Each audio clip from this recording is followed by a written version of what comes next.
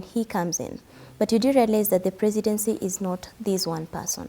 The presidency is an institution. Mm-hmm. There are institutions that are constant. There are people he found there, who's the head of public service. There are all these ministries that have people who are not politicians, and these are the same people who are supposed to help or guide the president understand the workings of government or the workings of what the presidency actually means and how to move about it.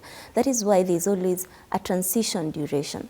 So during that transition period, hata kama ni attachment, surely. Mm-hmm. It should have been an internship sort of for the president to learn and see. He was an intern for 10 years. He was an intern, so he has no reason. You only need, even the law bars you from being an intern for more than 6 months. Mm-hmm. So he did it for 10 years. Yeah. That should not be an excuse that he would have.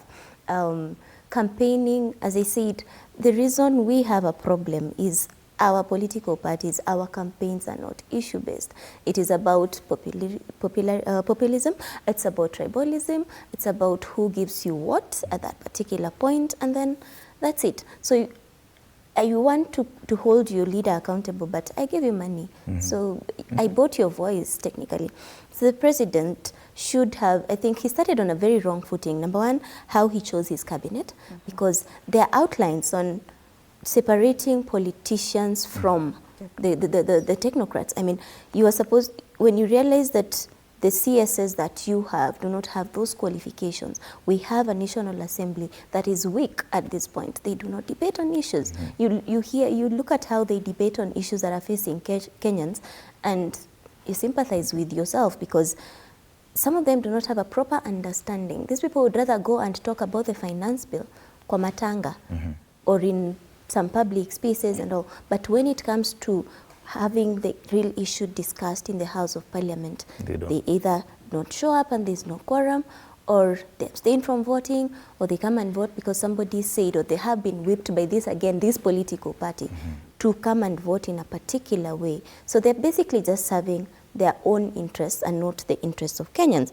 So the president has no excuse in saying, I did not know, or what I found here is not what I expected to find, because he did not campaign to be president, to be caught by surprise. Unless he won, he wasn't sure he was going to win. Mm-hmm. But when you go into a political context, there are only two options. You win, and you should be prepared for either. So you're prepared to lose and concede, or win and do the job. So the president has actually failed Kenyans in a manner that I think those who had a belief in him, you mentioned the Hustler Fund. I mean, this government has had a problem of coordination, because how do you have all these monies going out? These are monies that are taken from the same coffers, mm-hmm. public coffers, that you're complaining that are not enough. You want to enlarge the tax base, but how?